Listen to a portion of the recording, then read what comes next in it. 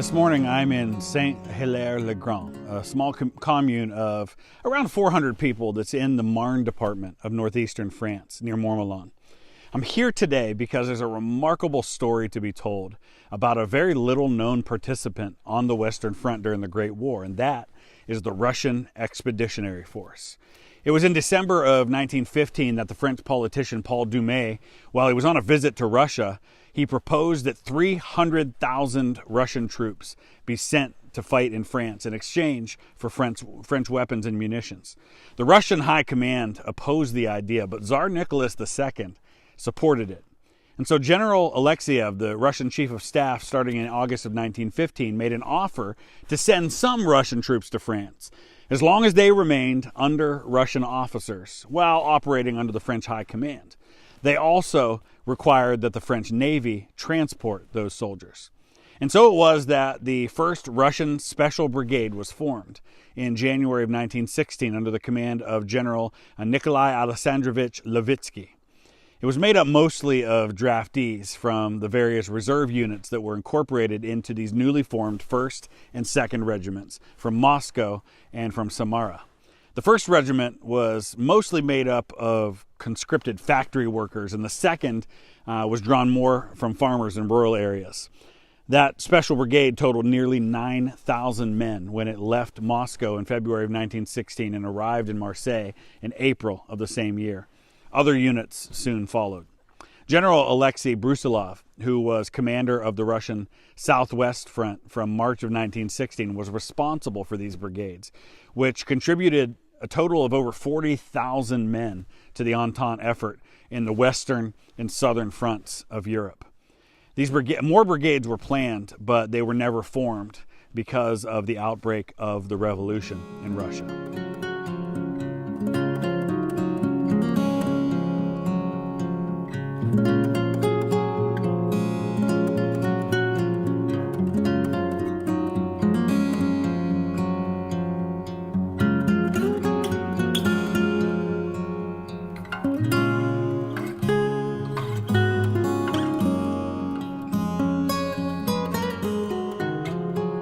Here in France, the Russian units held the front of Champagne, while the French units were fighting at the Battle of Verdun.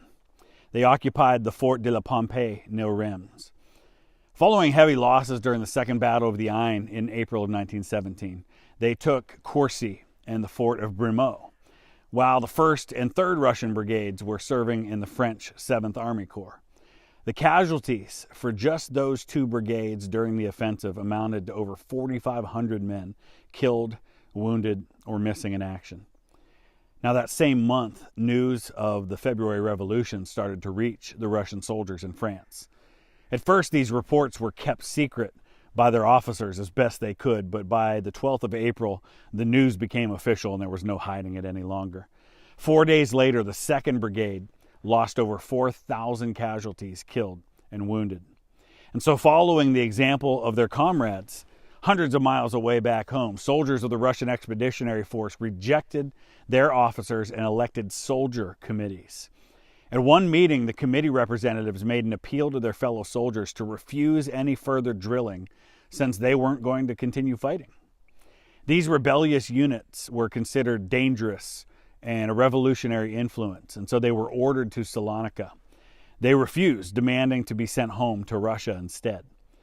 With this, the military representatives of the provisional government on the 25th of August 1917 ordered loyal troops to vacate the camp, leaving only those soldiers who said that they would submit conditionally to the provisional government, if allowed to return to Russia.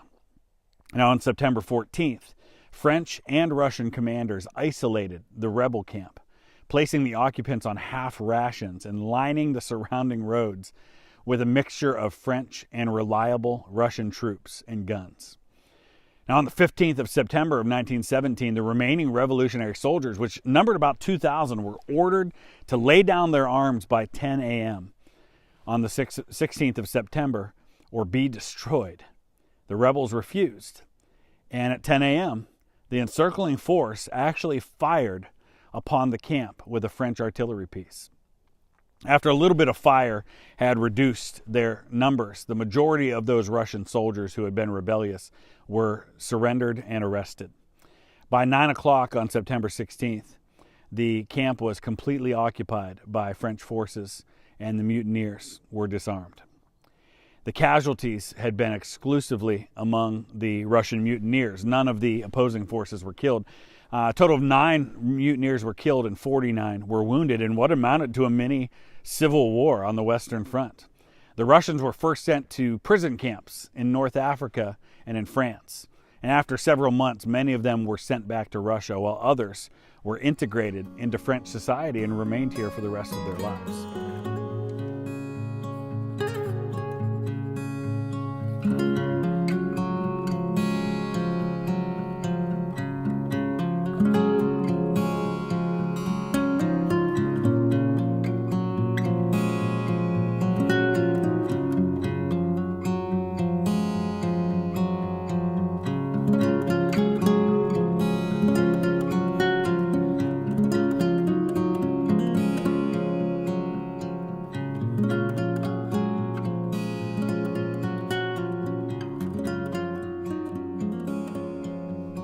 As for the men who died on the Western Front as a part of the Russian Expeditionary Force, they were brought here to Saint-Hilaire-le-Grand, where this Russian cemetery was established.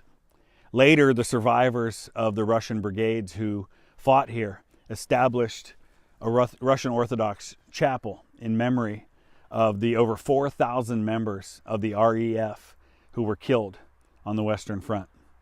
There are 489 men buried here in these individual graves, which you see behind me. And then in the back of the cemetery, there are an additional 426 in 2 ossuaries. You can do the math. That's less than 1,000, which means that the vast majority of the 4,000 Russian troops who died on the Western Front have never been found.